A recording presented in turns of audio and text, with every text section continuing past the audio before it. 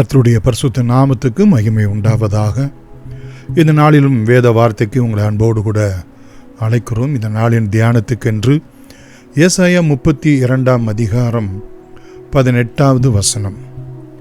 என் ஜனம் சமாதானமான தாபரங்களிலும் நிலையான வாசஸ்தலங்களிலும் அமைதியாய் தங்கும் இடங்களிலும் குடியிருக்கும். பிரியமானவர்களே, ஆண்டவர் தம்முடைய ஜனத்தை பார்த்து சொல்லக்கூடிய ஒரு ஆசீர்வாதமான ஒரு வார்த்தை, நீங்களும் நானும் விரும்புகிற ஒரு வார்த்தை. நம்முடைய தாபரம், நம்முடைய குடும்பம் சமாதானமாய் இருக்க வேண்டும், நிலையான வாசஸ்தலமாய் இருக்க வேண்டும். அதே நேரத்தில் அது அமைதியாய் குவைட்னஸோடு கூட இருக்கக்கூடிய ஒரு இடமாய் இருக்க வேண்டும். இப்போ இருக்கக்கூடியதான ஒரு நகரத்தினுடைய பாஷையிலே பேசுவோம் என்று சொன்னால், ஏர் பொல்யூஷன், நாய்ஸ் பொல்யூஷன் இதெல்லாம் இல்லாதபடிக்கு நல்ல ஒரு அமைதியான ஒரு இடமாக இருக்க வேண்டும் என்று நாம் விரும்புகிறது உண்டு. கர்த்தர் தம்முடைய ஜனத்துக்கு அவர் அருளுகிற ஆசீர்வாதமாய் இந்த வார்த்தையை கொடுக்கிறார். பிரியமானவர்களே, இப்படிப்பட்ட ஒரு ஆசீர்வாதத்தை நம்முடைய வாழ்க்கையிலே தொடர்ந்து அனுபவிக்க வேண்டும் என்றால் நாம் கர்த்தருடைய ஜனமாய் இருக்க வேண்டும்.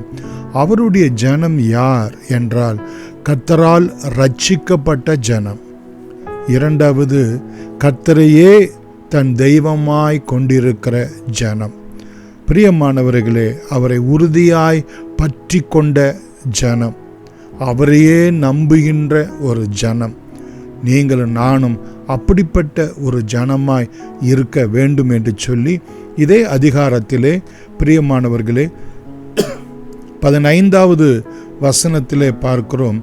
அவருடைய ஜனம் பரிசுத்த ஆவியினாலே நிரப்பப்பட்டவர்களாய், அபிஷேகம் பண்ணப்பட்டவர்களாய், ஞானஸ்நானம் பெற்றவர்களாய், பரிசுத்த ஆவியினாலே நடத்தப்படுகிறவர்களாய், பரிசுத்த ஆவியானவர் வாசம் பண்ண தங்கள் இருதயத்தை எப்பொழுதும் ஒப்பு கொடுக்கிறவர்களாய் இருப்பார்கள். அப்பொழுது வனாந்தரமான அவர்களுடைய வாழ்க்கை செழிப்பான ஒரு வயல்வெளியை போல அது மாறும் என்று அங்கே நாம் பார்க்கிறோம்.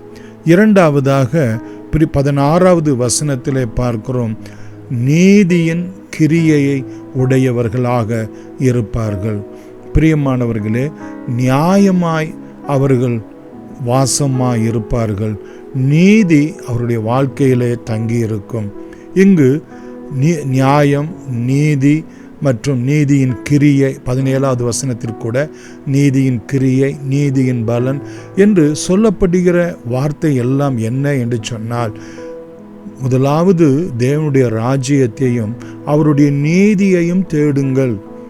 இயேசு கிறிஸ்துவே நம்முடைய வாழ்க்கையிலுடைய நீதி, அவருடைய வார்த்தை நீதி, அவருடைய உபதேசம் நீதி.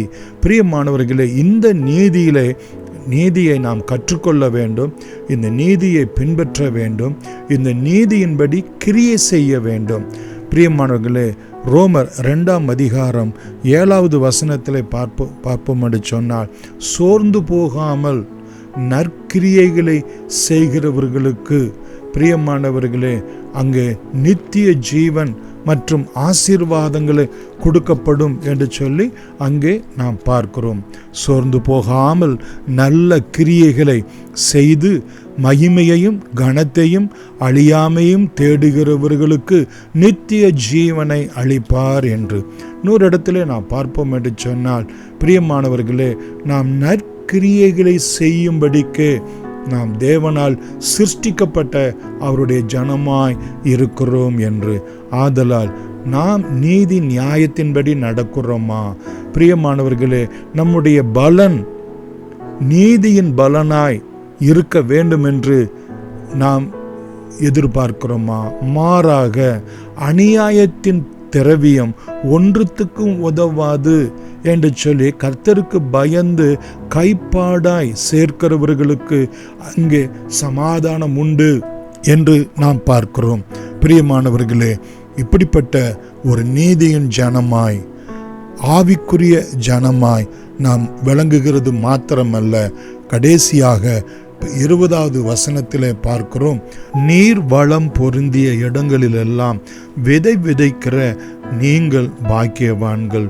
நாம் விதைக்கிறவர்களாய் காணப்பட வேண்டும், நீதியை விதைக்க வேண்டும், தரிசு நிலத்தை பண்படுத்த வேண்டும் என்று சொல்லி நாம் ஓசியாவின் புத்தகத்திலே பார்க்கிறது போல, பிரியமானவர்களே, நம் நல்ல வேத வசனங்களை, சத்தியத்தை, தேவனுடைய சுவிசேஷகத்தை விதைக்கிறவர்களாய் காணப்பட வேண்டும். அப்பொழுது நாம் பாக்கியவான்களாயிருப்போம்.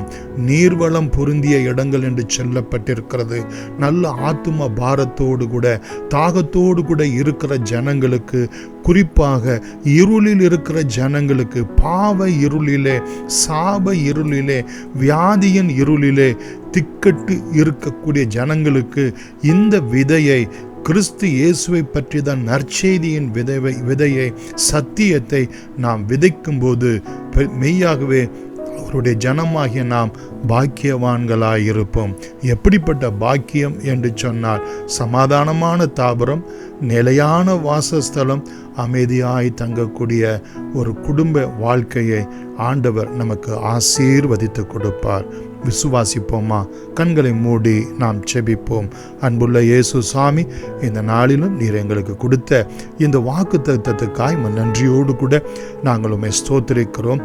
இதோ இந்த வேளையிலும் உம்மை நோக்கி பார்த்து உம்முடைய சமூகத்திலே பயத்துடனும் பக்தியுடனும் வந்து விசுவாசத்தோடு கூட இந்த வார்த்தைகளை நம்பி ஆண்டவரே உம்முடைய சமூகத்தில் ஏறெடுக்கக்கூடிய இவர்களுடைய ஜெபங்களுக்கெல்லாம் ஆம் என்றும் ஆமேன் என்றும் ஆசீர்வதித்து அருளும்படியாய் ஜெபிக்கிறோம்.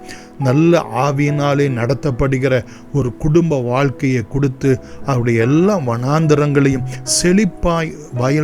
செழிப்பான வயல்வெளியாய் அவர்களுக்கு மாற்றும்படி நாங்கள் செபிக்கிறோம். நல்ல நீதி உள்ளவர்களாய், நியாயம் உள்ளவர்களாய், நீதியின் கிரியையை நடப்பிக்கிறவர்களாய், நீதியின் பலனை மாத்திரம் எதிர்பார்க்கிறவர்களாய் விளங்க ஆண்டவர் உதவி செய்யுங்க.